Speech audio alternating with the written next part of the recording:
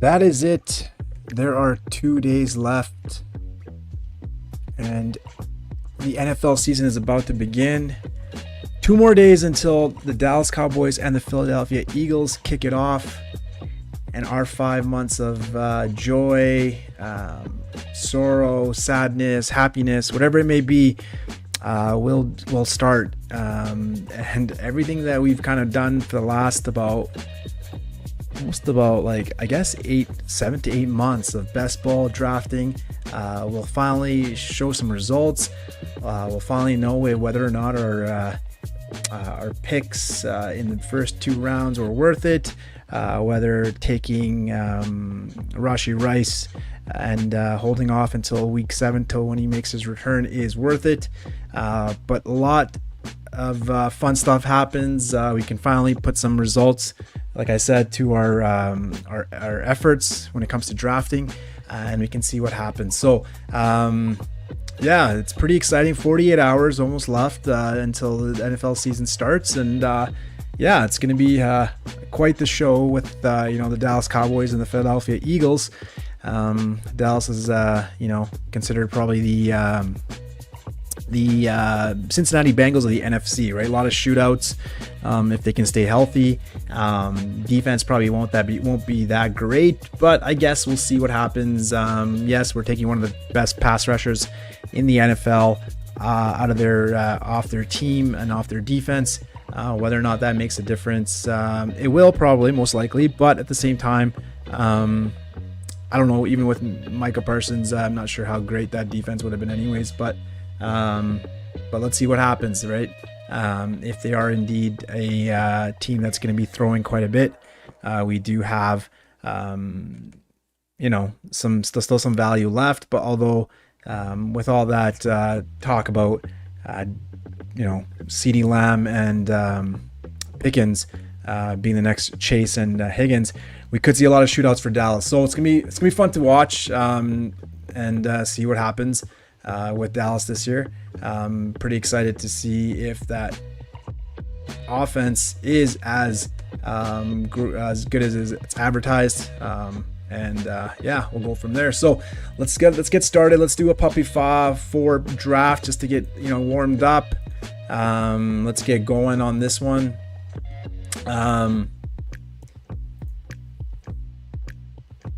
Got the 2 spot here.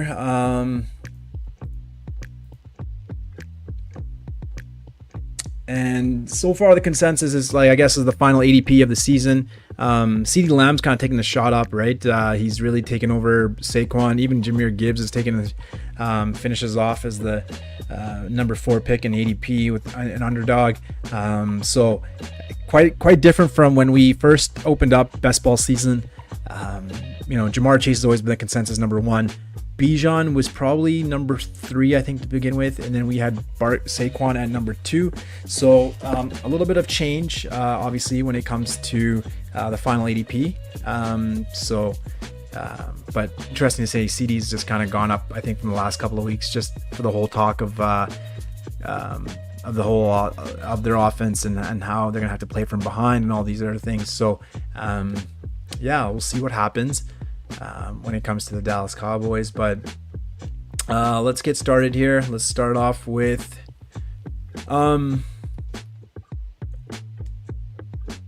let's stick to a Bijan here. I was tempted to go CD, but I think my last draft a couple of days ago I took CD first, so let's go with Bijan for this one. A lot of the new things that I've been doing is taking 2 running backs in my first 2 picks, just to kind of change it up. I think a lot of the best ball season was sticking to taking wide receivers first, but the last few drafts, the last couple of weeks, I've been taking running backs in the first couple of picks, and just kind of maybe just securing that part of my team, and then kind of going after the mid-round wide receivers who I love. I think there's so many available that are, obviously a lot of their ADPs have gone up. Igbuka, Pearsall, a lot of their ADPs have gone up. So the value is almost not as the same it was like I guess a few months ago. But at the same time, I think there's so many potential great picks in the mid rounds that you can kind of maybe splurge on getting 2 solid running backs and then going wide receivers. So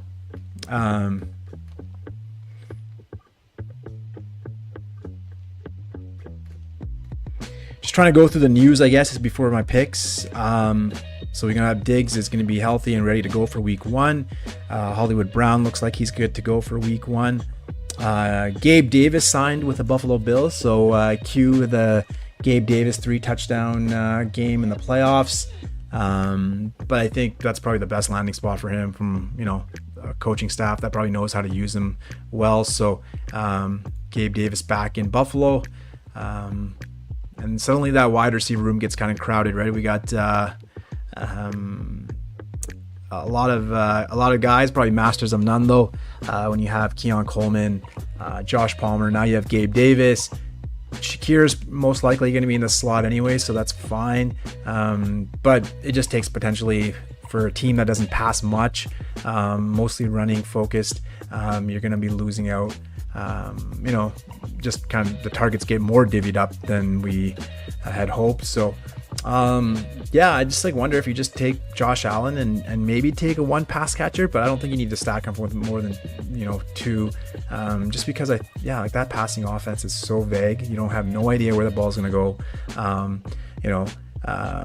So I think you're okay with just taking Josh Allen and maybe just it is what it is, right? Maybe your second quarterback doing a little more stacks on that side. So our pick is coming up here pretty quick. We got Bijan. I do like Trey McBride, and so I will probably, but actually let's take Brock. I haven't taken any Bowers shares, so I'll take Brock for this pick. Get him at close to the end of round 2, so I'm okay with that.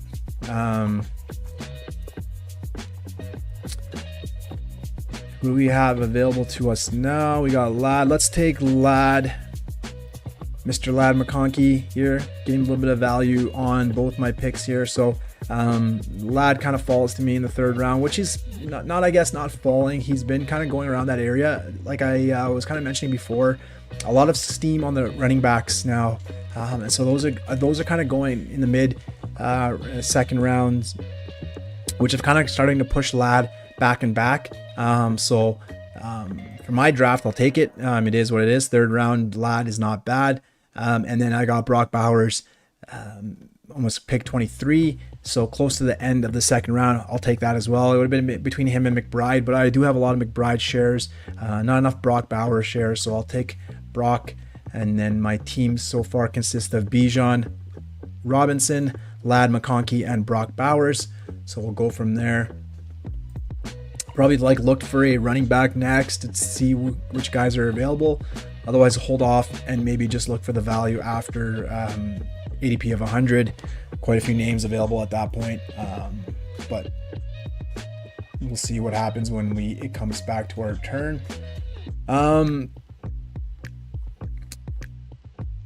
Anyone out there that's drafting this today or tomorrow? Probably I think like the last 3 days are probably the busiest. Like today, yesterday, and tomorrow probably the busiest fantasy football drafting days. So a lot of people are getting ready for their drafts, last minute things. I have a 12-teamer tomorrow that I gotta draft, so that'll be fun. But yeah, it's just you get so much in best ball format, right? You kind of forget how to navigate the redraft. I think best ball, you always have that thought on the back of your head, like it's okay, like regardless of injuries, you have the depth to be able to, your players will automatically be scored on, and so going back to redraft kind of is a bit of a challenge for me. Just having to set lineups, knowing which guys to play, gets tough because you get so used to best ball and just not having to worry, right? Your best players are scored, so that's always it's always a challenge the first few weeks for me, especially having to navigate the waiver wire. So I don't do much redraft anymore. Mostly just stick to best ball and daily and DFS for the 1 week.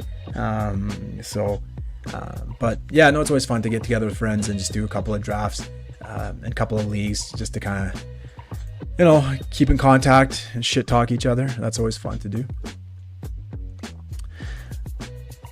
So we are back. It's going quick. We are at pick 47.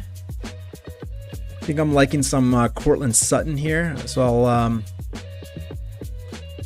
I do like some Herbert as well. So I'll kind of be careful with that one.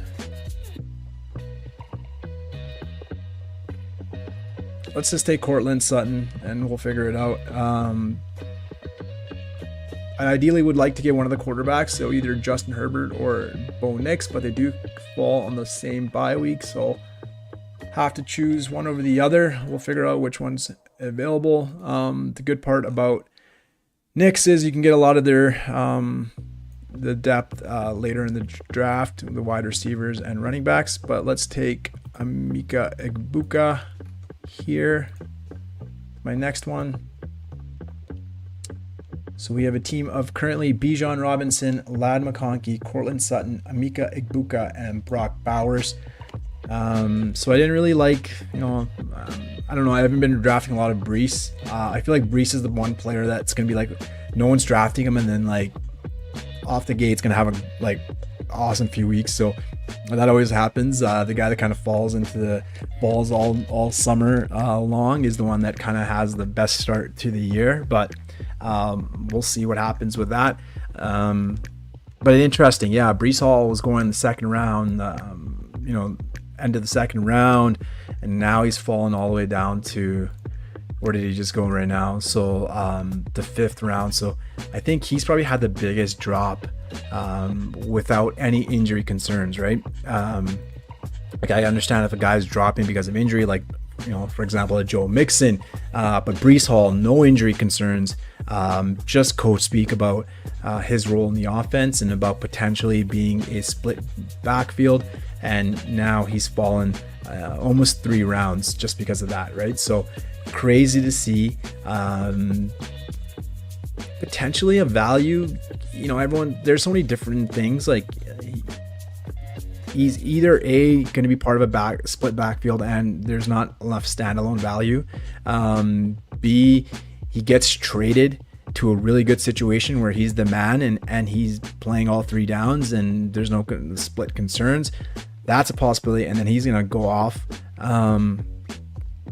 He just does well and is on his team on the Jets and just basically takes the lead role and gets more carries than we, are assuming. So, such a variety of, ways this can go with Brees Hall. So it's going to be interesting to see.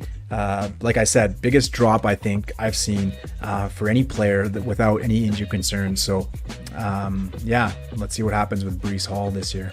I remember I was so high on Brees Hall last year.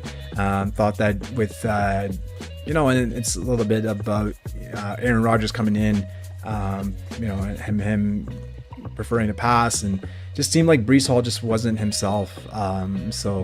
Unfortunately, that didn't work out. So I think maybe there's a little bit of fear from that.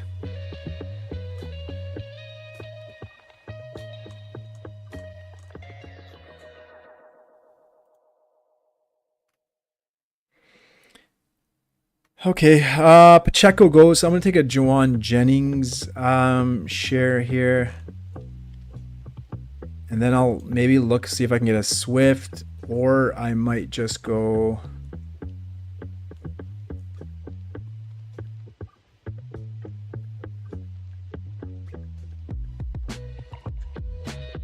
So it was Champ 21. Right, let's take DeAndre Swift here. A lot of uncertainty in the Bears backfield too, right? We didn't really get a really good understanding of how the roles are divvy up. Roshan and Manungai were both injured, and potentially all 3 could have, with a lot, including Swift, could have a role. Only Swift, I think, really played in the preseason. So,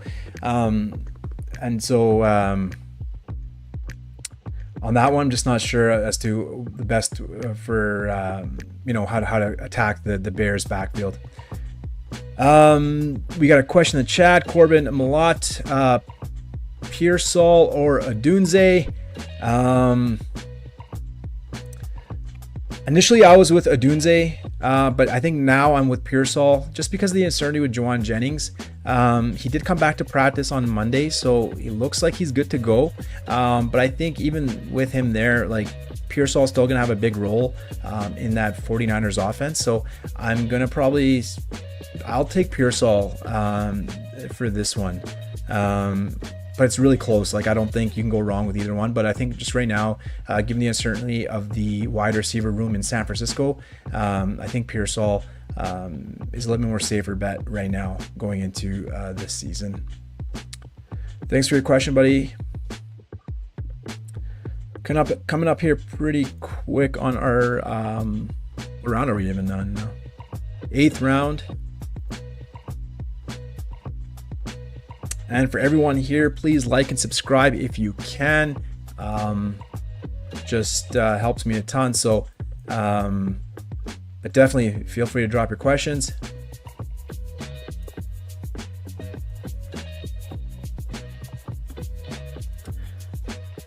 Let's come up here. Let's see what we got here. We don't have a quarterback, so I think I might target Sutton now.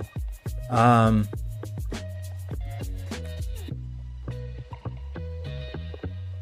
think that might be the pick. Sorry, not Sutton. Bo Nix. Sutton. I really like Bo Nix this year. I think he is going to improve based on, like, he had a great year last year, and he offers that rushing upside as well. So I think you can't go wrong with Bo Nix. They've added more playmakers to that offense. Like RJ Harvey's there now, J.K. Dobbins, Evan Ingram. That only helps him. So I think Bo Nix this year is a great pick. And they got a great defense. So I think that defense will always keep them in the games. But I think just what we've seen from Bo Nix, I think he is an awesome pick for this year. So I will go with Bo Nix. And Corbin, I see your question. I'll answer it right after my pick here.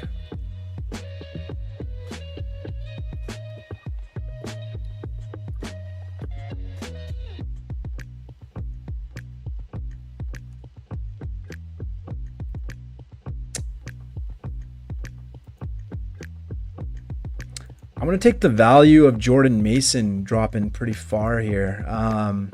Yeah, almost a round and a half past ADP. So, yeah, let's take Jordan Mason, and because I'll probably aim for Mims next, so I can hold off on the wide receiver, but let's take Jordan Mason there.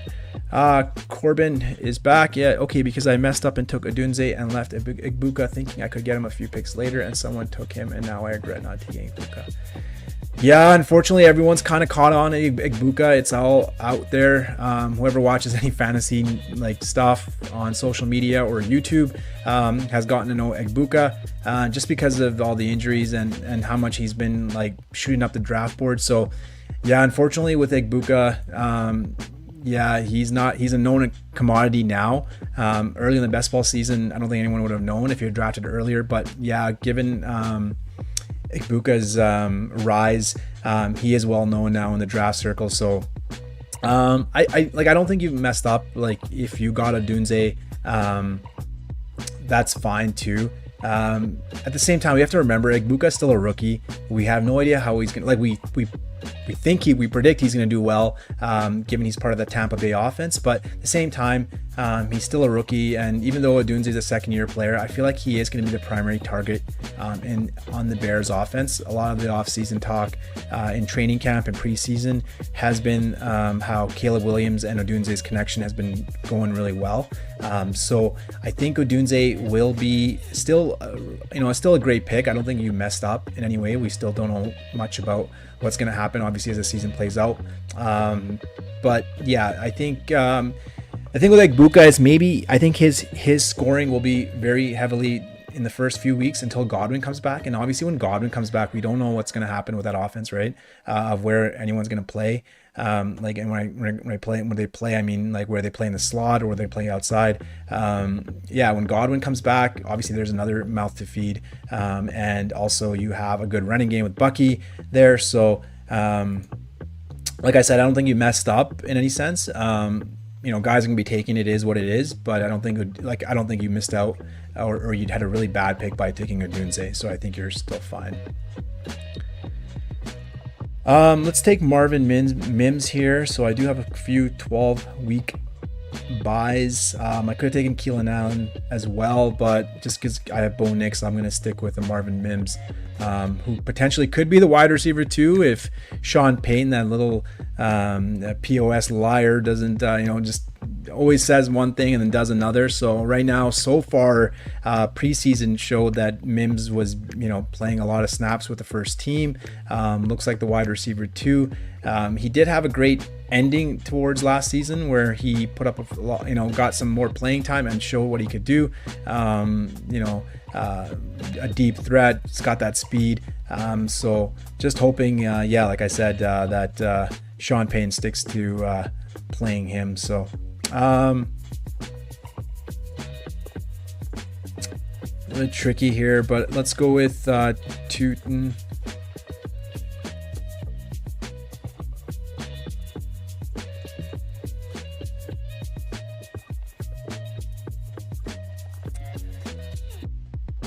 Sorry, Corbin. Awesome. Appreciate it, man. I got one more question coming before I like and subscribe. I had 13th out of the 14th pick in my league, and I thought I drafted well, but I'm projected last. Here's my team. Yeah, feel free to drop it in, bud. 14 teamer, man. Oh man, that's a tough one. I remember I was part of a 16-team draft back in the day, and I remember, like, if your first 2 or 3 picks got injured, like, you're done, because it's just so hard to get anything off the waiver because it's just such a deep league, right, with 16 teams. So but I remember you're just basically like scraping the bottom of the barrel when it comes to waiver picks. Like, you're picking like the second, like the handcuffs, or even like the handcuffs are all taken. You're taking the third running back, hoping that like something happens to the first, and then the second one sucks and the third one has to play. You're picking 4th wide receivers. Yeah, 16 teamers are tough.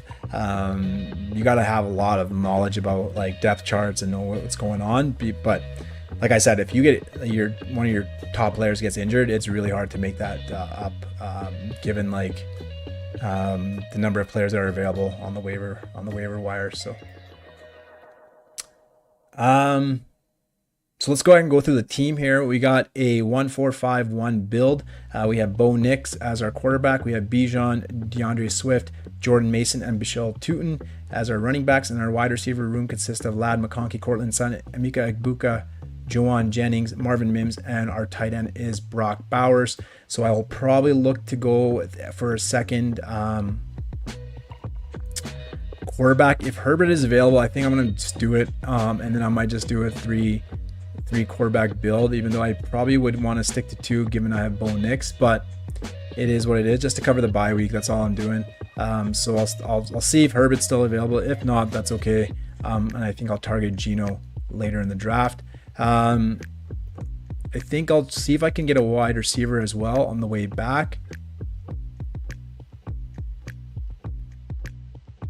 Or I can do a, I like Hollywood Brown. I think he's getting a little bit slept on. So Herbert goes, so I'll have to pivot from him.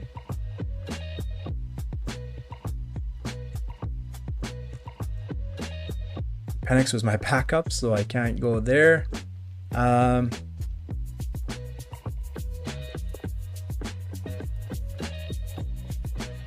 So I probably will stick to my Hollywood Brown.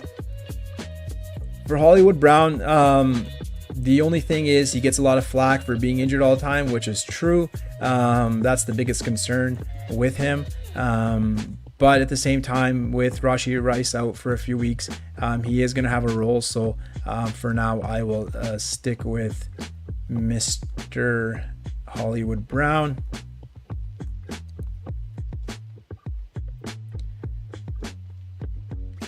I'm going to go with Cam Ward, just because I think there's potential. Like, I can stack him with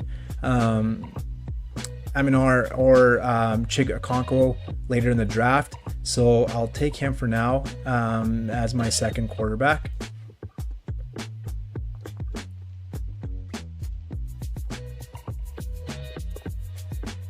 Okay, let's go back to the comments here. If you are in this room and if you have any questions, please feel free to drop them in the chat. Also, if you could like and subscribe, that would be great. Want to be active this football season, so I can be able to drop as many videos as I can. So Corbin's dropped me his lineup. He's got Love as his quarterback. RB1 is Josh Jacobs. And he's got, for his RB room, he's got Josh Jacobs and Amari and Hampton. Wide receivers, Brian Thomas, Odunze, Pearsall, Olave. Tight ends, Kincaid, Flex, Hubbard. I have a good RB flex options, but I gave up prowess. I wanted to wait for Warren. And someone picked him, so I kind of got screwed there.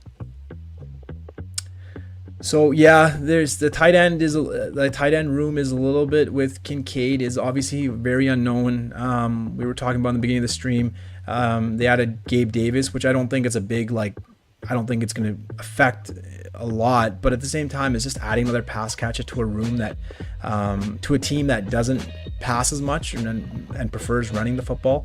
Obviously, when they have their shootouts games, they're going to be having to pass, but then you have so many players they potentially go to, like Keon Coleman's got a lot of offseason buzz.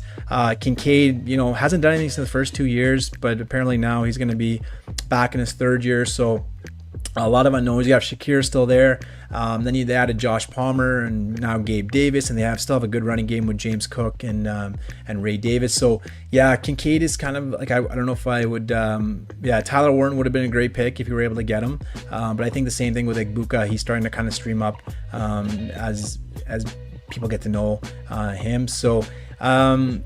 One couple of the tight ends I like later in the draft. I'm assuming they're all gone because you're part of a 14-teamer. But Chig Okonkwo, I think, is going to be might not be a bad pick. I think given Cam Ward as a rookie, they prefer their tight ends the first couple of years. So I think he could have a big role beginning of the season. And then that pass catching options after Ridley are very vague and very open. So I think he could feature as a second option on that offense. The other one I would say is Mason Taylor, unless he's been taken already. But Mason Taylor on the New York Jets is also a very good option. He is a rookie, and unfortunately he's part of the Jets offense, which might not pass as much. But I think the one thing that he has going for him is that he seems like he's going to get a lot of playing time. Let's take Jig here. So I think Mason Taylor is going to get a lot of playing time. And that with Justin Fields, he can support a tight end. Justin Fields normally likes to go to his tight end. You saw Cole Kmet have a great year when he had him. Even like beginning of the year last year when he was with the Steelers, Fields was targeting Freiermuth quite a bit. So I think if Mason Taylor's available, I would pick him up for sure. I really like him, and I think he can really do well in that offense. So let's see here quickly. It's going by quick. Let's take Tajay Spears. I know he's injured, but I am just waiting for him to come back. And since I have Cam Ward, I'll kind of have that as a stack as well. So just going back to Corbin's team, I really like Mason Taylor if that guy's available. But yeah, with Kincaid, you're going to be it's not really like consistent. I think it'd be a lot of weeks where he'll give you maybe a good score, maybe a touchdown and a few receptions, but for the most part, very unknown with the Bills. Jordan Love is obviously an unknown. Last year's a lot of talk about him being injured. So he wasn't able to, play up to his potential, and they went really run heavy. So you got Jacobs to kind of offset that, which is not bad. Like either, Love, like it's kind of hard when you have your running back and quarterback, because to be honest, only one of them is really going to go off. So, like if it's a game where Love is going off and scoring a lot of, throws 3 touchdowns, maybe Jacobs doesn't get any touchdowns. So you're kind of offsetting. It's kind of like, doesn't correlate well. So if you could pick up a second quarterback, maybe see what's available, I would definitely want to do that. But yeah, the thing with Jordan Love is he did have some, I think, thumb surgery on his non-throwing hand, but they're saying he's going to come back and he should be okay. And it's all about his, if he's feeling good. Last year, got hurt and the talk was that they went more run heavy because Jordan Love was playing hurt. But the year before that, we saw what Jordan Love can do, tossing all those touchdowns, almost beating the San Francisco 49ers at home, in their dome, at their home, almost beat them in the playoffs. And he was balling out. So I think part of it, part of last year might have been that he was hurt. The other part is you got a stud running back, you kind of ride him. But I think, the problem is when you're starting this team, agreeing with, your quarterback and your running back, like I said, it doesn't correlate well. So if Jordan Love goes off, Josh Jacobs might not. But I guess when you have a 14 team, you're kind of limited on the options. He picked up Darnold. And so he said he had Ertz as well, which is not bad. I think Ertz still has a good situation in Washington. When you have Jaden Daniels as your quarterback, I don't think you can go wrong. I'll get to your other question pretty quick here. Just give me a second here. Let's just figure out who to take.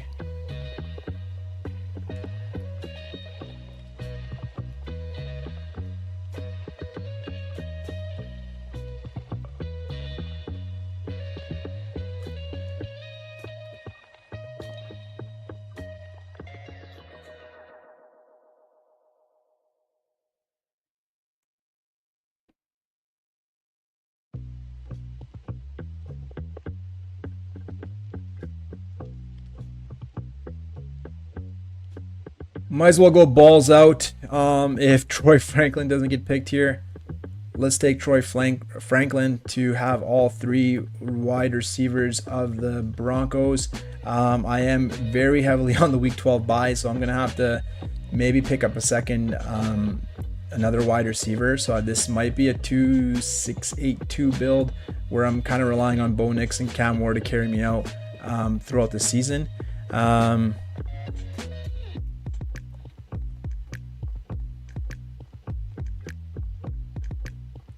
So I have a little bit of correlation with Denver and KC in Week 17 by taking the Hollywood Brown. The Tennessee, who's Tennessee play? New Orleans, so that's not that great, but I'll take Darius Slayton right now, given just a lot of wide receivers in my Week 12 bye. So let's take him and let's go back.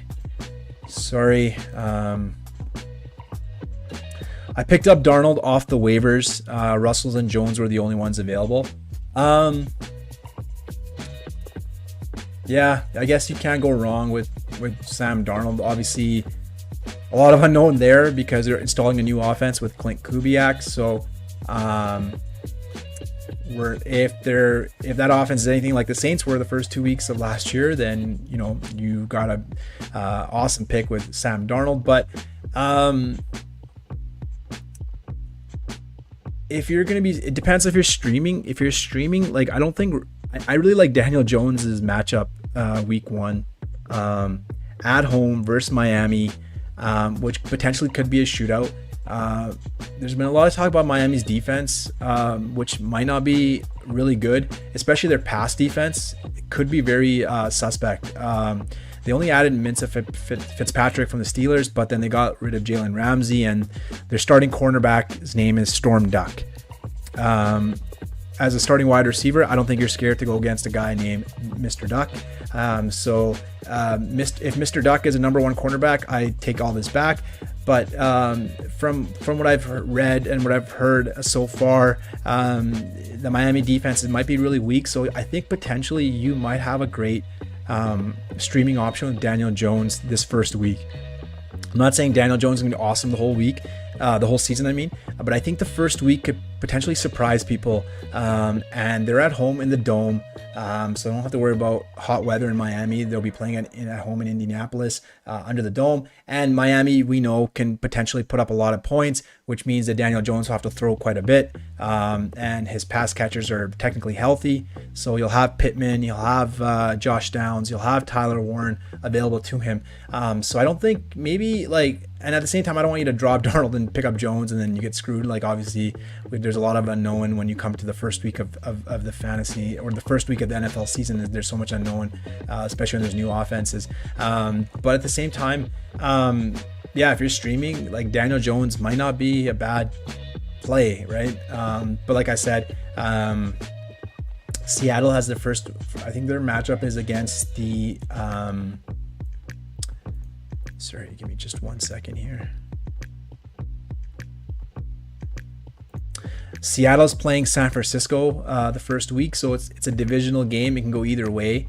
It could be either really, I was looking at Kendra Miller too, but let's take Juwan Johnson, and we are done. But let's just go back to my last point. Seattle's playing San Francisco, so it's a divisional game. It can go either way. It could be really tight and low scoring, or it could be one of those games where it's the first week of the season, a lot of unknowns again, and it could be a shootout. So yeah, really hard to tell which. Like, I really like Daniel Jones. Like, if you're playing DFS, I think he's a worthwhile pick. But I don't think Daniel Jones, like, all season will be great, but maybe take the first week, right, and see what happens. He does have the ability, like, and Corbin says, I'm sold getting Jones now. Sorry, buddy. I hope you didn't put all your money on the line, but like I was saying, I think like week one's a lot of unknown. But if you believe in him, Daniel Jones, for the first week, go for it. I'm behind you. Plus I'm from Indy, so I'm a Colts guy. Okay, so I guess I didn't have to say too much to sell you on Daniel Jones. But as you know, Corbin, better than anybody, they have a good offense. Like, they have playmakers on that team. You start off with Jonathan Taylor as your running back, right? Stud running back. Then you have Michael Pittman, who's shown that he could be a wide receiver one, albeit not a top line, but still a serviceable wide receiver. And then you have Josh Downs, who's a great wide receiver. It could be considered the wide receiver 1 or 2 on that team. But you have him, and now you've added Tyler Warren, a tight end that can catch and do it all. So I don't think Daniel Jones has any less of weapons. I would say he has more weapons than Sam Darnold does. Darnold has JSN and maybe the corpse of Cooper Kupp that we don't know whether or not if he's still alive or if he's gonna fall off. But so when you come to that, and I think Seattle's more a running based offense, so they're mixed in some play action. So I think, but like I said, the first week could be a shootout with Indy, and I think they're going to surprise a lot of people. I know Daniel Jones didn't do well in the preseason, and potentially we know what Daniel Jones can do and can't do. So it could, we could all land flat on our face and it doesn't work out. But like I said, all the history, the solid team, the playmakers are there. So if he does well, it wouldn't really surprise me, but I think it might surprise the NFL. But like I said, he has the playmakers to make it happen. So yeah, good luck to you, buddy. And if you could like and subscribe, that would be awesome. I appreciate all of you that are joining in right now. If you have any questions, please feel free to drop them in the chat, and we can go from there. I'll do my best to answer them as I'm drafting. I'm still getting used to this, so I'm trying to answer questions, draft at the same time, and it's still a little bit of a work in progress. But the first focus is the YouTube watchers right now, so that's who I am primarily focused on. So if you do have any questions, please feel free to drop them in the chat. But good luck to you, Corbin, man. 14 team is a little bit tough, so save that waiver priority if you can, because it's probably going to be useful.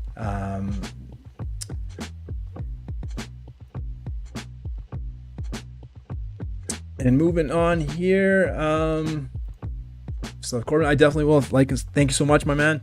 I appreciate all the help. So you said Pearsall over at Dunze, right? So we're talking about week one. I would probably take Pearsall, just because I think Juwan Jennings might not be up to speed. If he did indeed practice, and which means he's good to go for week one. I think he hasn't practiced all preseason, missed all of training camp. So there might be a little bit of, shared reps when it comes to him. But I think Pearsall is good to go. He's going to be playing. Him and Kittle are going to be the main targets for week one. So I would definitely, I'm playing. So I'm gonna tell you that I'm playing Pearsall on my team for fantasy redraft, so I'm playing him. Also playing him on DFS week 1. He's got a wicked price tag. I think of 4,600 on DraftKings. Definitely playing Pearsall, but I think I think Pearsall will get more volume, but I wouldn't be surprised if Odunze has a good game as well. He was the primary target, so but if I had to pick one of the two, I'd take Pearsall for week 1, given the wide receiver issues going on in San Francisco. So let's go back and let's see what goes on in the news. Hollywood Brown is practicing full on Tuesday. Looks like he's good to go. Hopefully that man can stay healthy, because if he can stay healthy, he has a good ability to get some good games maybe in. Like, I know everyone's heavy on Worthy, but if Hollywood Brown is playing the first 6 weeks without Rashee Rice, he could potentially have some good games in there mixed in there as well. Commanders listed JCM Bill Krosky-Merritt 4th on their unofficial depth chart at running back. So the Bill 4th, who's even the 3rd? So I guess 3rd would be Jeremy McNichols, I guess. Like, seriously? I don't think it means a lot. It's unofficial. It's not, I don't think we should go on and go off of this. But, I think all three are good. It's really a unique situation. Like, a JCM just shot up, but we really don't know what's going to happen. I think Chris Rodriguez will have a role. He's going to be... he's not going anywhere, and he has a lot of good counting stats. Even though he had limited rushes last year, a lot of broken avoided tackles rates and those kind of things that fly off the charts for Chris Rodriguez. And then you have this whole coach speak of that he could potentially be the goal line back. Dan Quinn comes out and says, oh yeah, he could potentially be the goal line back. So you have potentially three roles for each running back. JCM between the 20s, in between the tackles. Chris Rodriguez spells him in the goal line, takes those rushing touchdowns, and then you also have Austin Eckler as a third down back, pass catching running back. So it could potentially be a sticky situation in Washington. Travis Etienne and Tanks Bigsby are listed as co-starters on Jacksonville's unofficial depth chart for week 1. So obviously another situation that's very confusing. We're not sure where. I really like Tootin. I drafted him in this team here. I really think eventually he's going to come around and will be the lead back by the end of the season, but can never say that's guaranteed when you have three running backs potentially that could take over. So you have Etienne and Bigsby that are still around. So we'll see what happens with that. Final team here went with a 2 quarterback, 5 running back, 8 wide receiver, and 3 tight end build. We have Bo Nix, Cam Ward as our quarterbacks. We have our running backs of Bijan Robinson, DeAndre Swift, Jordan Mason, Bashal Tootin, and Tajay Spears. I know he's injured, but we're hoping to get him back after week 4, and then he ties in nicely with Cam Ward as a pass-catching running back. Ladd McConkey, Cortland Sutton, Emeka Egbuka, Juwan Jennings, Marvin Mims Jr., Hollywood Brown, Troy Franklin, and Darius Slayton are my wide receivers. Not too excited. I think Ladd and Cortland are fine, and Emeka Egbuka will be fine. So I think just trying to get that 4th as a flex option when it comes to scoring here on Underdog. Hopefully Juwan's okay and comes in, maybe takes him a week or 2 to kind of get back up to speed, and then maybe starts off week 2. Obviously has the potential to take over of that wide receiver room with Pearsall, but even though I think it'll be kind of one of those games where they'll flip-flop, but I think being a good passing option in San Francisco doesn't hurt. And then we have Brock Bowers, Chig Okonkwo, and Juwan Johnson. I did the Juwan Johnson pick just to kind of get them the correlation on week 17 playoff stack, and just like I did with Hollywood Brown for the Denver. So targeting those 2 games. I don't think the Tennessee and the New Orleans game is going to be a blowout or something really fun to watch, but let's see what happens when we get there. And let's put our big boy pants on, and let's do a Best Ball Mania, which is almost full now. It's 4.5% left. We are at 642 entrants. There's 672 max entrants, so we are 30,000 entries away from being full. Let's see if that happens. 2 days left. I really don't think it's gonna fill like 100%. I think I'll probably max out at 97, 98. I think a lot of people have gotten there max 150. I unfortunately am not able to max 150. It's just too much for me at this stage. It's just like a lot of risk, but at the same time, like, I just don't put that much money into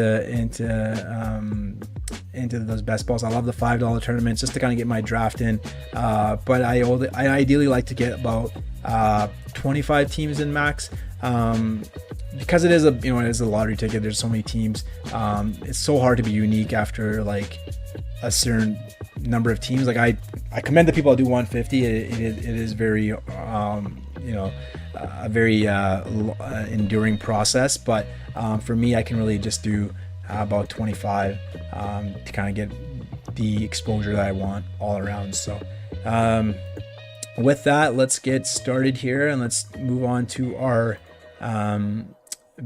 Best Ball Mania team. If you are here and you are enjoying this content, please like and subscribe. It would mean a lot to me. This is my first year of doing fantasy football content, so I want to kind of build the channel up this year and this season. Did a lot of best ball stuff, but I want to kind of go into the DFS and do the redraft, waiver wire, and these kind of things. So I really want to kind of start putting out more content and more videos this year, and hopefully kind of build a channel from there. But if you could like and subscribe, that means a lot to me, and I am personally grateful to you. Let's see where we are. We are on pick number 8.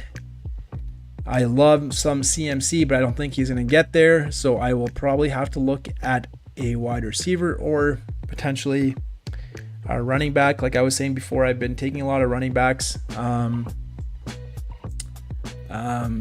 back to back in the first 2 rounds just to kind of change it up. I was really wide receiver heavy, but I feel like I've been really looking at the running backs now, kind of getting some different kind of builds that way. So that's what I've been kind of doing with that.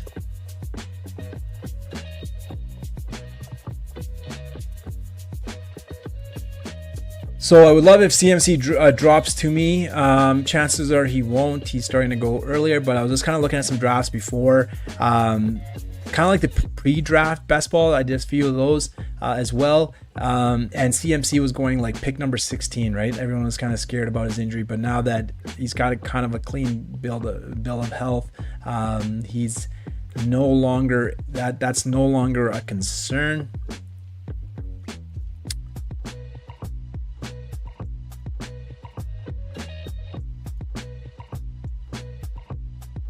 So let's see what happens with this. No surprises. Jahmyr Gibbs goes number 2.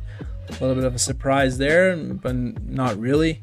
And Bijan goes next.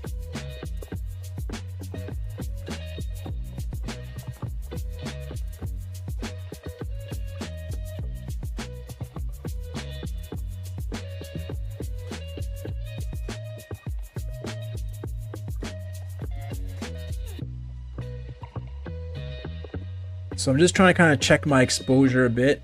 So I have a couple of shares of GNT. I do have a lot of Derrick Henry, so I'll kind of maybe stay away from that.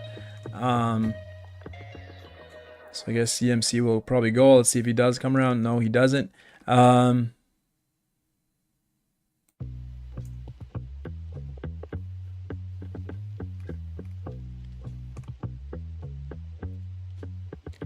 Let's take a Puka Nacua share here. I don't think I've drafted a lot of Puka, but I think a lot of that concern for me was Matthew Stafford's injury.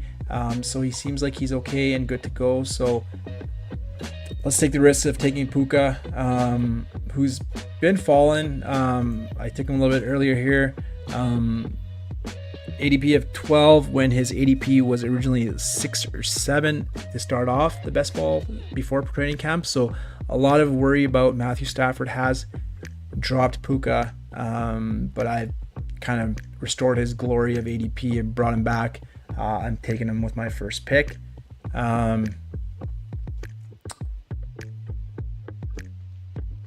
Josh Allen goes with pick number 10. So first round pick for Josh Allen. Yeah, that's a little bit rare. Haven't seen many of those. But that gives me the opportunity to get a share of our running back here.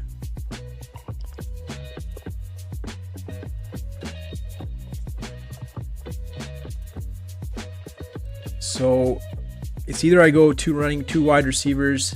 We'll go with Devon Achane. Let's see what happens here. Lamar Jackson goes, so I think I have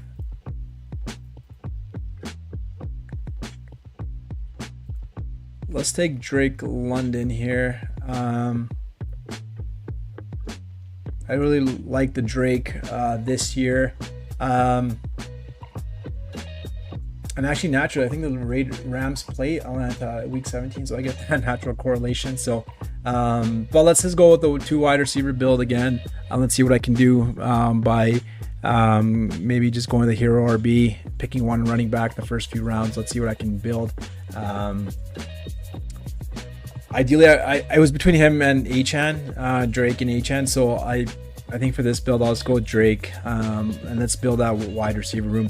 By taking Puka, I just kind of offset the risk of whether Stafford isn't able to finish the season. So for any reason, if Stafford goes down and Puka isn't able to kind of pay off that first round price tag, then we have Drake that can kind of carry the team. So I will do my best to kind of build a good running back room through the middle rounds and later rounds. Let's see what I can do. But so far we have Puka Nacua and Drake London as our first two picks of this Best Ball Mania draft.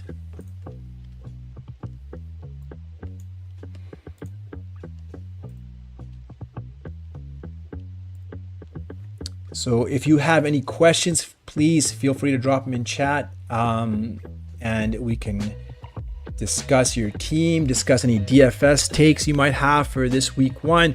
Who is your quarterback? Who is your running back? Who are the wide receivers that you're targeting for DFS for week one? I kind of shared before, I do like Daniel Jones. I'm not sure if he's going to be... I feel like a lot of people will go for Joe Flacco around that price range if you're going to go with a cheap quarterback because he's playing the Bengals. But I'd really like Daniel Jones in a potential shootout. You could do a game stack a little bit there, throw in a Tyreek Hill or a Jalen Waddle or even a Devon Achane. Get Daniel Jones and potentially Michael Pittman or Josh Downs or Tyler Warren. So quite a few options you have if you want to do a game stack with that game.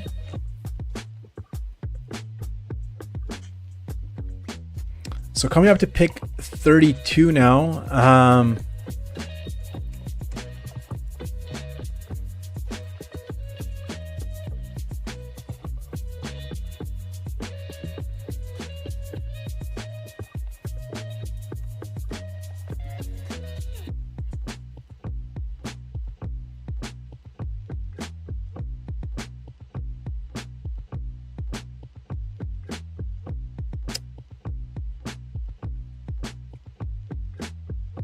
So I do have some wide receivers that are available to me, but I want to get a Travion share here. I don't have much Travion. I'm kind of late to the party.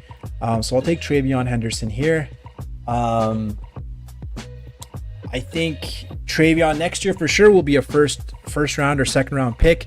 I kind of assimilate his role is going to be the same as Jahmyr Gibbs. I feel like Travion is the next Jahmyr Gibbs, so sooner or later we're going to see him being picked in the top 5 of picks. I think he's going to have a great year if he can stay healthy. He's shown in the preseason he is pretty explosive. He has the pass catching skills, and I was reading that he loves pass protection. Like, he prides himself on pass protection. Doesn't want to get beat on the block. So when you have a player like that takes like pass protection so seriously, he's only going to play some more. So I think he is on his way up.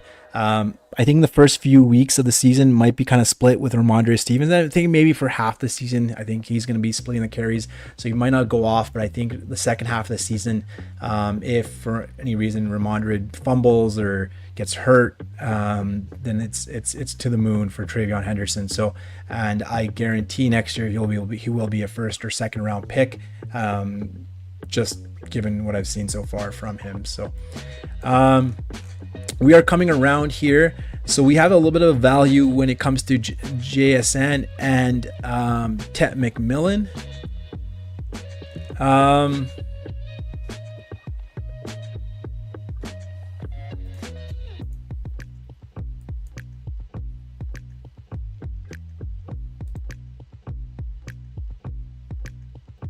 Let's go with Tet McMillan here.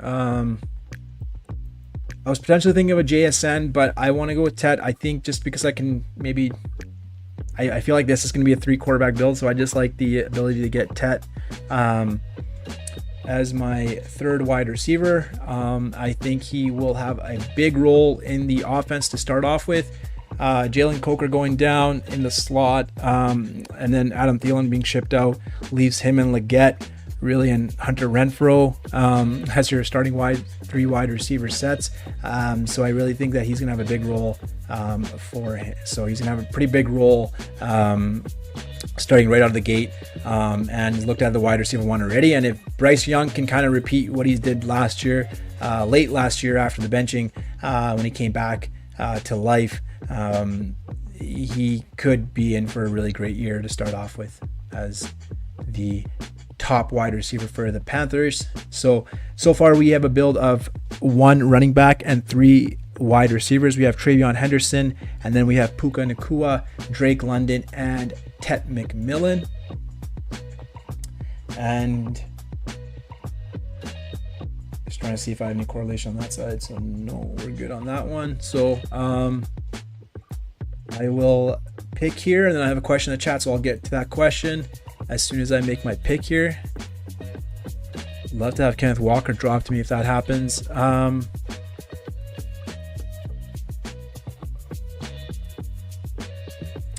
Kenneth Walker does go. We still have Breece. We talked about Breece's outcome this year. Potentially could be all over the place.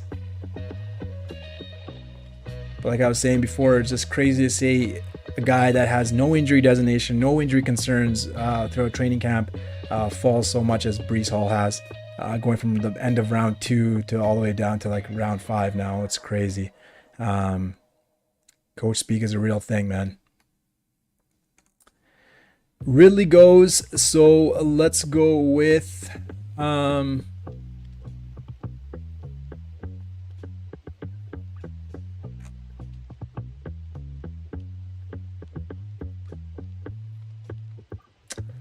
let's go DK Metcalf. A little bit of a scary pick there for me. I would have taken Pearsall. I have quite a few shares of Pearsall. So I'm gonna go with DK Metcalf, wide receiver 1 for Aaron Rodgers and the Pittsburgh Steelers. So we have a question from Santiago. Welcome, Santiago. Should I drop Trey Benson and grab Gibbsby? You mean Bigsby?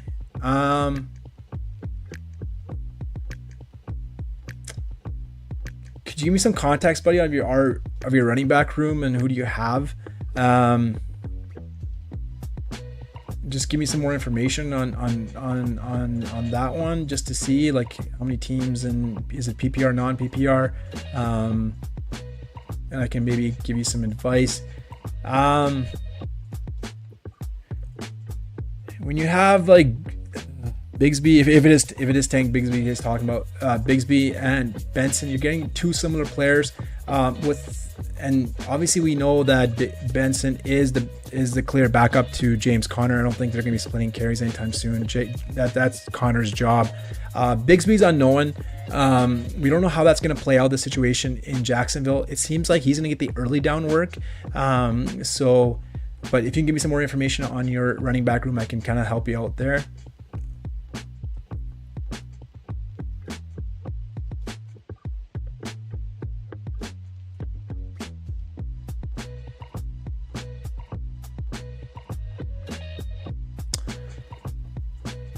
Let's take Rashee Rice here. I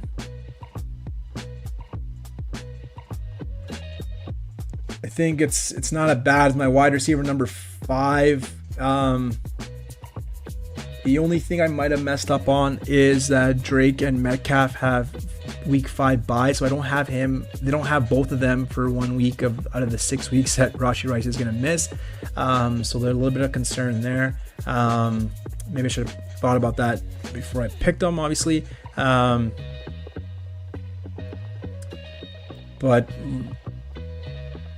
let's see what I can do later in the draft to kind of offset that risk. But let's take Rashee Rice there, because when he comes back, he is going to be gold. So the first 6 weeks I will be missing, but at least I have 4 wide receivers that can kind of carry the load until he's back.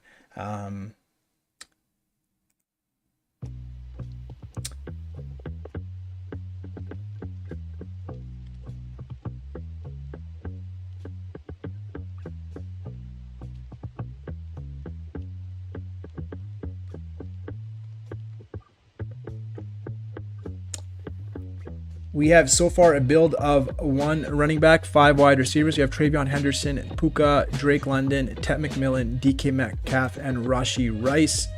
I will probably go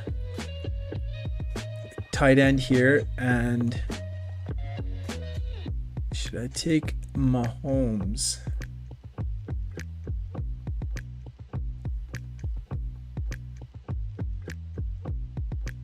I'm really nervous about Stafford. So pairing Stafford with Puka could either pay off. It could be really well, or it could do pretty bad. I like Penix and Bryce, but I'll probably need somebody else. So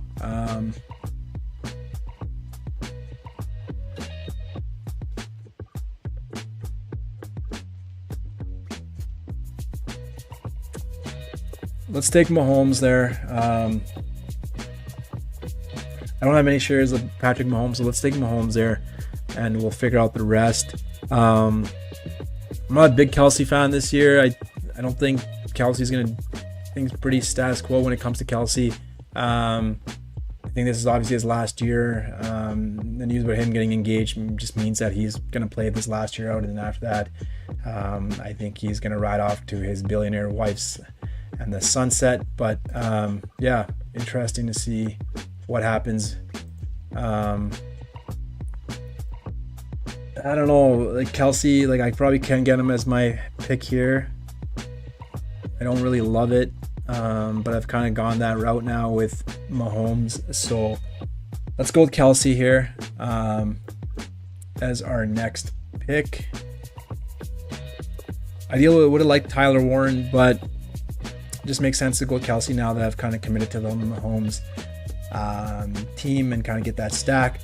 And worst comes to worst, Kelsey, at least for the first 6 weeks without Rashee Rice, might have a couple of good games. So let's just ride that. And then when Rashee is back, we have him as well in the lineup, and he can kind of take over. But then I'll probably need to make sure I got a good tight end room to carry me over, carry me throughout the season after week 6.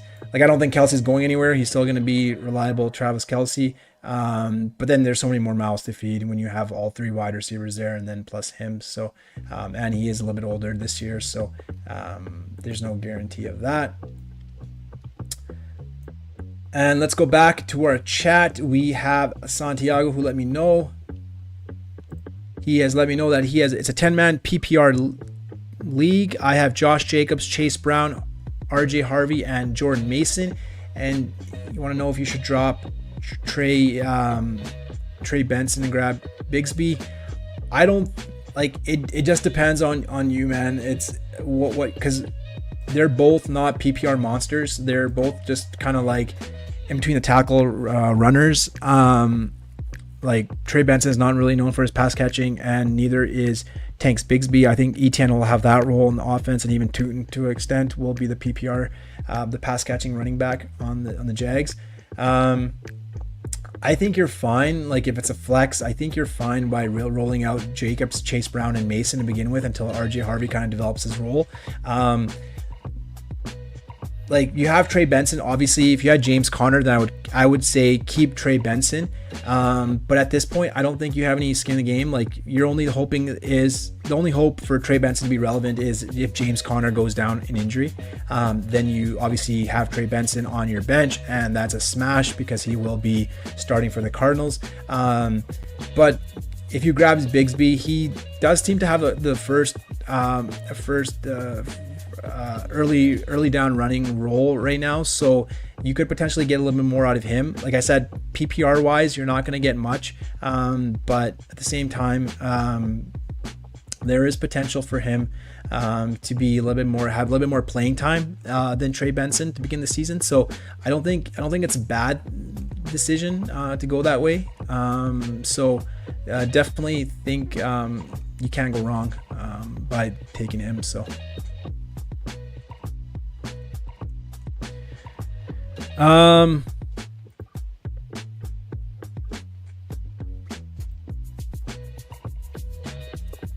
Let's take Christian Kirk here. And I'm committed to a 6. I think I'm good. I think I might take Hollywood, and I'm pretty good on that. Probably need to smash the running backs now, and tight ends. Running back is looking scarce here. We have Scatabo, Tanks Bigsby, we just talked about, Tootin, Javonte Williams, Braylon Allen, Ramondre, Eckler, Sampson, and then Trey Benson. So this is the guys we're talking about. Wonder if I'll go with Bigsby maybe, or Scatabo here.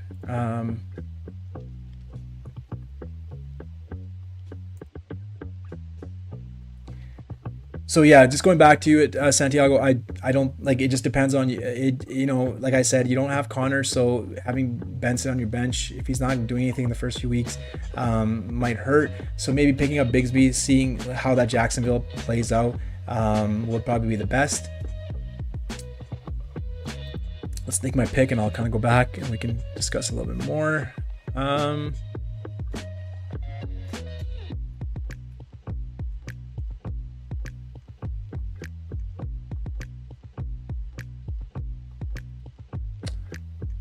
Let's take Tucker Kraft here. I really like Tucker Kraft's potential role in the first few weeks, given Jaden Reed's injury. But I'm really missing on running back. I'm not taking quite a few here, so I'm going to probably be having to make up this room with. Probably won't be the greatest, so I might go with 6 running backs if I have to, just because I'm not. I don't really have any big names other than Travion Henderson in there. So, Santiago, also, could you rate my team, please? Quarterback Hurts, love that. RBs, like I said, you're pretty good. You have Josh Jacobs, Chase Brown, RJ Harvey, and Mason, and potentially Bigsby or Benson, so you're good there. Wide receiver, Justin Jefferson, DJ, Pearsall, Egbuka, Waddle, Olave, and then tight end Warren. Good. Yes. Yeah, you're good on the wide receivers. Yeah, you got a lot of potential with Pearsall and Egbuka there. You obviously have Justin Jefferson. That doesn't hurt. DJ Moore, I'm assuming, as well. And then Waddle could potentially have a really good role in PPR. He's awesome. Olave potentially could have a big role. Their quarterback scares me, obviously with Spencer Rattler, but you have Olave potentially playing the slot in the Kellen Moore offense, so I think he's going to be good there. So I think your wide receivers set, running backs are set. Tight end with Warren. I love Warren's, like I've talked about before, so I think you're okay. I don't think there's any concerns on your team, buddy. I think you have a really good team. Yeah. I think you're looking good. Like I said, Benson, Bigsby, not going to make much of a difference for you, but I probably would go with Bigsby right now just because potentially early down rolls for the Jaguars. So best of luck to you on your season. And if you are here, please like and subscribe. That helps me a ton.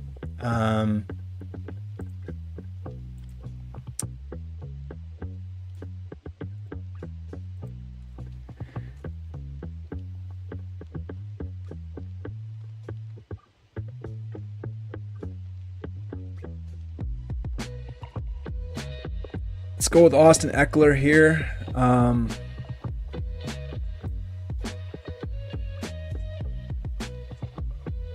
Really hard to be taken seriously with Austin Eckler as your second running back, but it is what it is. We have kind of put ourselves in that situation, so we'll have to roll with it. Yeah, my running back room is going to be pretty hurting this year for sure with this team.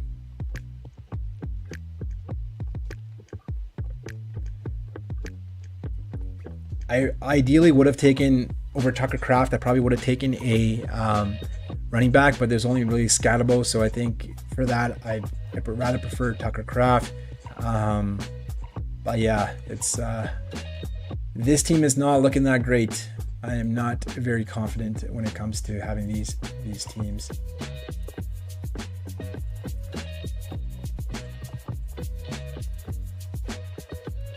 We're coming up here, pick 137. I do have the option of taking Bigsby, Tootin, or Ramondre Stevenson. But I really didn't want to get Hollywood Brown, so it's one of those dilemmas. Like, I do probably need a running back more than I need a wide receiver. But I'm just trying to look to make more of the Kansas City stack. Yeah, tough one here. I also need a quarterback to back up Mr. Mahomes. So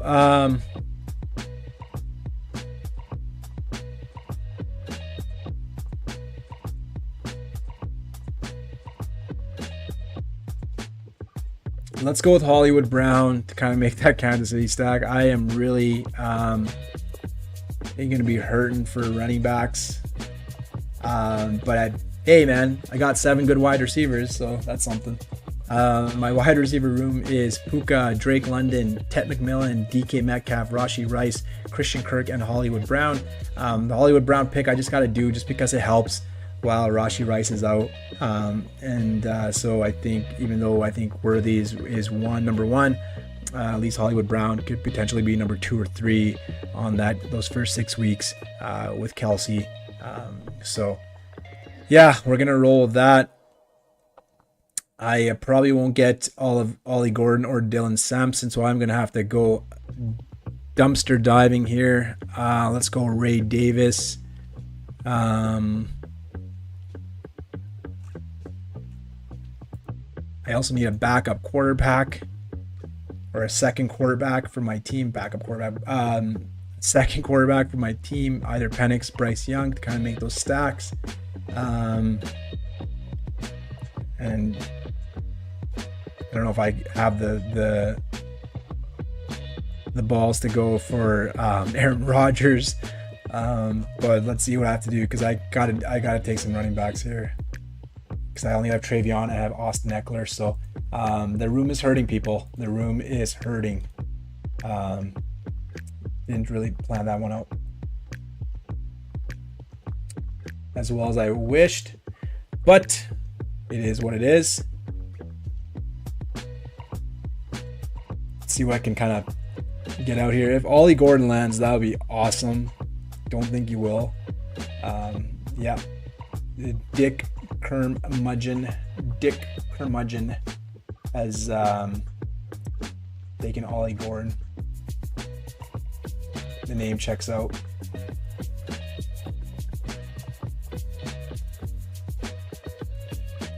So I hope Travion takes over week 1 and we are rolling. It's the only way this team has a chance.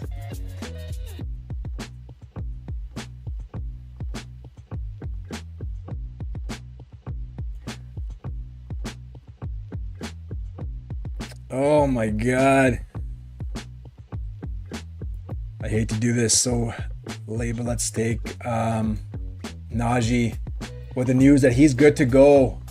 He is ready for Friday. He is playing. He said, I'm playing, man. Firework or no firework, eye or no eye, patch or no patch, I'm playing. So looks like Najee will be out there. So we're piecing together this running back room right now. Looks like an old man room with Eckler and Najee Harris, but it is what it is. If you want that wide receiver depth, you're going to have to slay some dragons along the way. And I have, by having to take Eckler and Najee Harris as my running back number 2 and 3s. So it is what it is.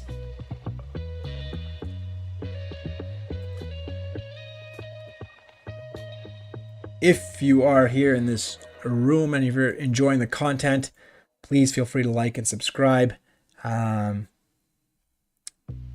we can you'll definitely be aware of when I join and when I'm online. I think I'm gonna have to take Bryce Young here.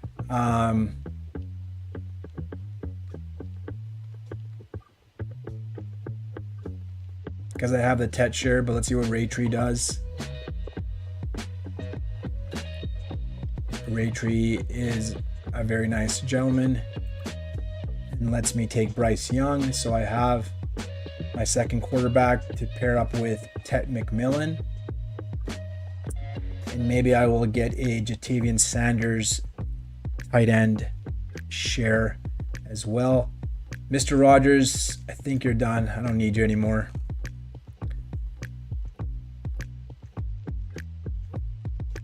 So I have Will Shipley, I have Woody Marks available, Tajay Spears, and Rico Dowdle. So I do like Rico Dowdle to kind of team up with Bryce Young because I think Rico Dowdle does have a role as a pass-catching third down running back. And he's also the handcuff to Chuba. If something happens to Chuba, Mr. Rico Dowdle is your running back 1 for the Carolina Panthers. In a role he has had that before, obviously with Dallas. So it'd be very interesting to see if something happened to Chuba. It's Rico time, baby.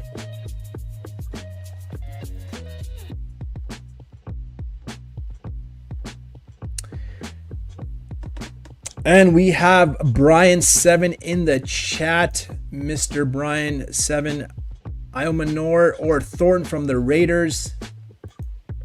They just said AO was the starter. You are correct with that. The news just dropped with Iomanor potentially being the wide receiver 2 behind Calvin Ridley. And you have Dante Thornton. And I don't think I'm very indifferent between the two. Obviously, Dante Thornton does have a lot of preseason hype. Geno Smith's been talking him up. He has that off. They say he potentially could be DK Metcalf. And so it does depend. Obviously, the only unknown is Cam Ward. We'll see what Cam Ward can do at the NFL level. He's looked okay in the preseason. No concerns so far.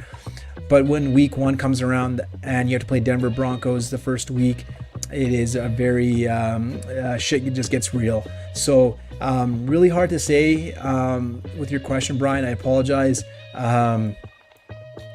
They're very similar, both rookies. So we don't know what they can do when it comes to when the bright lights are on and they're playing the real big boys in week 1. So I can't really tell you. I can't really give you the best answer. Right now, given the offense, I would probably stick to Dante Thornton. Actually, you may have a lot of target competition there.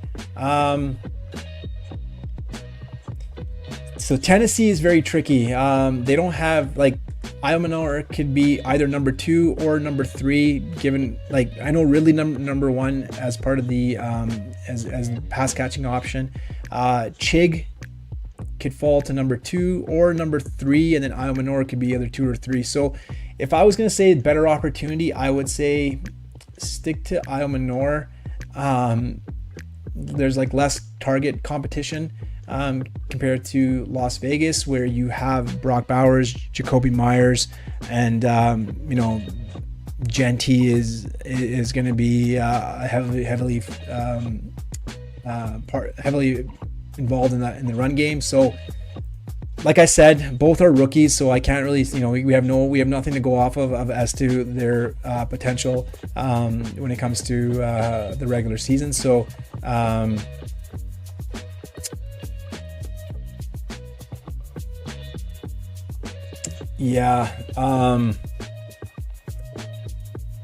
I just don't know. I can't tell you for sure. Like I think they're both the same. Like in terms of like their roles are going to be very similar to start off the season. But like if there's like target competition, probably way less for Io Manor. So you could potentially drop him for Thornton. But like I said, the last thing you want to see is Thornton go off for 2 touchdowns and 100 receiving yards because he's the deep threat. So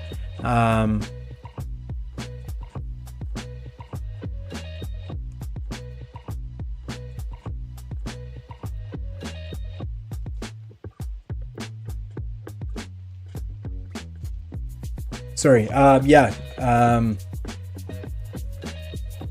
If anyone wants to drop in chat, if anyone has an opinion as to why, if you would like to go Io or Thornton, please drop in the chat. Help my man Brian out. Like I was just saying before, both are rookies, so both are unknowns as to what's happening when it comes week 1 comes up. But Io Manor maybe has a slight edge just because of the less established target earners when it comes to Tennessee, because really all you're competing against is Ridley, and then it's Chig, Okonkwo, and we're not sure, he's still kind of like up and down, hasn't really shown any consistency when it comes to the NFL.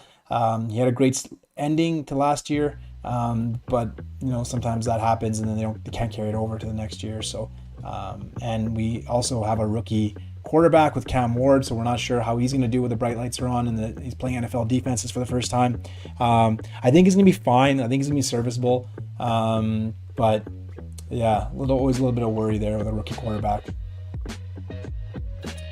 And he says, I have Woody Marks and Jaden Higgins on the bench. I don't know if I should drop any of them for Io. I would hold off on that. I would keep those two on the bench. Don't get rid of Woody Marks because we're just not sure what happens with Mixon. If Mixon does not play all of this year, Woody Marks could have a potential big role as the rookie in that backfield. And then Jaden Higgins, I think his role will grow. So I think just hold off on getting rid of those guys. Maybe just keep them for now.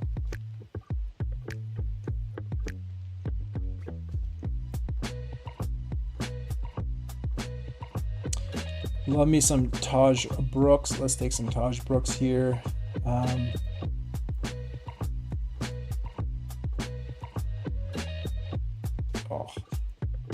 Who took Sanders? Ehase. Needed some Sanders in your life, did you, bud? Yeah, thanks. Okay, back to the drawing board here, and then we can either take Gesicki, Juwan Johnson again,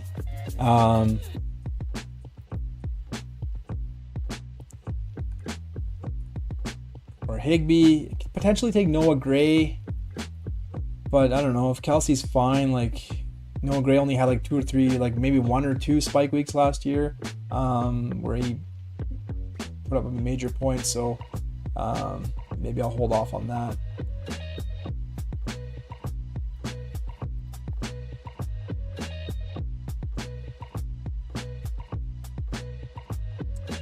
Brian says a 14-teamer. Oh man, these 14-teamers are killing me and the other question, just because and only 7 bent, so it's brutal. I was just saying that it's so hard because you don't have many options on the waiver wire. So sorry, Brian, I know I'm not being a great big help, but like I said, it's just so much unknown right now when it comes to the two. Either one can have a great week to start off week 1 and then maybe potentially not do anything. I would just let's take Higbee here to kind of get Puka, and if Stafford is all good, then we got Puka and Higbee. So we finished off with a 2-6-7-3 build, 2 quarterbacks, 6 running backs, 7 wide receivers, and 3 tight ends. I'm really happy about my wide receiver room and my running back room, and not so much. So 2 quarterbacks, Patrick Mahomes, Bryce Young, and my running backs are Travion Henderson, Austin Eckler, Najee Harris, Rico Dowdle, Chris Rodriguez, and Taj Brooks. Oh man, just reading those names off, kind of like just someone just punched me in the stomach, and just basically said, I just took your $25, I just took your lunch money, and you're stuck with these running backs. So yeah, just reading those names off, these running backs, just, you know, just feels like somebody just punched me in the stomach and took my lunch money. But it is what it is. But at least my wide receiver room is there's a little bit of a shining light there. Puka, Drake London, Ted McMillan, DK Metcalf, Rashee Rice, Christian Kirk, and Hollywood Brown. And then we have Travis Kelce, Tucker Kraft, and Tyler Higbee. The TTTT tight end room. That's what I can. Maybe that's what I can build from there. But let's do Brian's team review here.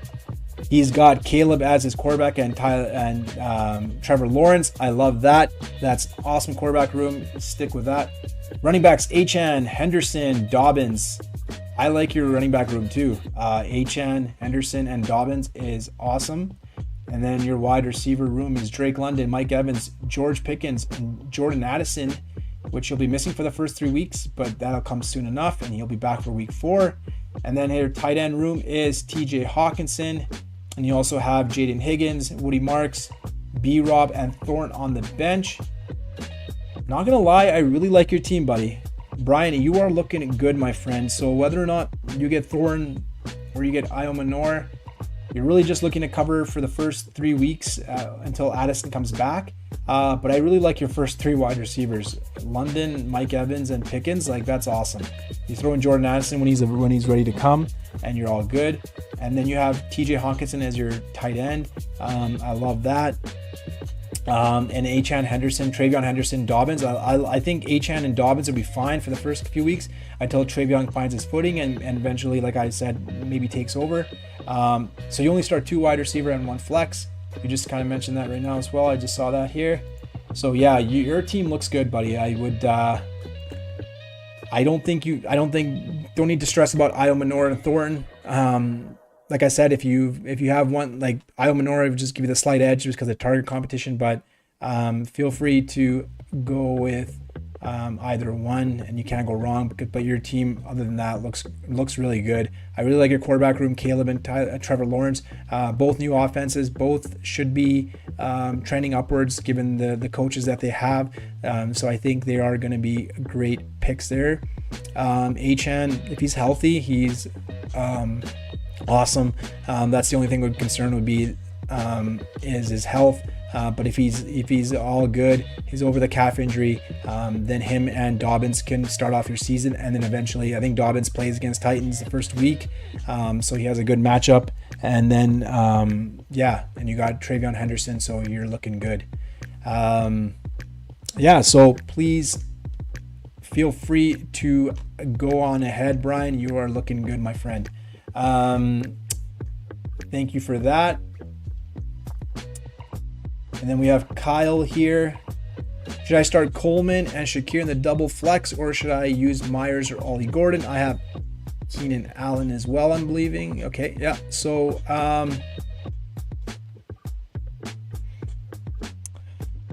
let's see here. If I like Ollie Gordon, so I probably would use Ollie Gordon because he is going to be used this week with Jalen Wright out. So Ollie Gordon will have a role this week. If Achane's back, we don't know. He's back, but hopefully he's over the injury. But I still think Ollie Gordon will have a role this week. And then you have Keenan Allen as well. Yeah, I like Jacoby Myers as well versus the Patriots. So I think that's who they play the first week. So I would probably go with Jacoby Myers and Ollie Gordon. Keenan Allen is not a bad pick as well. Coleman and Shakir, they kind of scare me, right? When it comes to Buffalo, you just don't know whose number is going to be called. Coleman could have a good week. He might not. Shakir's is coming back from injury, so we're not sure his conditioning at this stage. He just came back to practice last week, so he should be okay. But yeah, I don't think you can go wrong with using Jacoby Myers. I think he's going to have a big role, wide receiver 1 on the Raiders, so I'd probably stick with him. And Ollie Gordon, like I said, Achane is playing. Apparently it looks like he's good to go, but you have Josh Allen, not Keenan Allen. Yeah, so I'd probably go with Ollie Gordon, just because I think he's going to take the Jalen Wright role, so he might have a goal line role, which might be very valuable come week 1. Like I said, I think Indianapolis versus Miami is going to be a shootout, so I really like Ollie Gordon for week 1. And yeah, I think you're good for that one. No problem, my man. If you liked what I have said, please feel free to like and subscribe. I will be back. I'm just going to sign off today. Thank you very much for all the questions. I hope I can provide some sort of insight and some valuable resources for your team. I wish everyone the best of luck as they approach their drafts. And if you've already drafted, like many of my great viewers have, and they have their team set, please, I wish you the best of luck. Don't overthink it. We don't know what's going to happen week 1. Week 1's always a mixed bag, but don't overreact. It's only week 1. Whenever something happens, don't go dropping your players. Stick to the process. You have made some great picks. I think all the teams I've seen so far in the chat look good. And if you're worried about a 5th wide receiver, 4th wide receiver, 4th running back, 5th running back, don't worry too much. It is a long season. A lot of things change. And if you have sometimes make sure that if it's a waiver priority, you keep that waiver priority over taking somebody in just because they have a good week 1. It's a long season, and so it's a long road ahead. But everyone that's kind of shown me their team so far, their starters, you guys all look good, and I wish you guys all the best of luck. And I'll just take one question before I go. Dan Culpa, who do I start week 1, Dobbins or Jacoby Myers? I will start J.K. Dobbins. I think Denver should have an easy game against Tennessee, and I think they will use J.K. Dobbins to close the game off and run down that clock. So I really like J.K. Dobbins. I think he's going to have a major role for the first few weeks, more than we expect, obviously with R.J. Harvey. So I definitely like J.K. Dobbins, given that it could be a favorable game script, and then it could be running the ball quite a bit to close off the second half. It's a rookie quarterback's first start against maybe the best defense in the league. Not ideal for Cam Ward, but maybe for J.K. Dobbins, it's very ideal. So I would go with J.K. Dobbins. And with that, thank you so much for tuning in. I really appreciate it. Thanks for all the questions. Good luck to you, and I will see you next time. All the best, my children.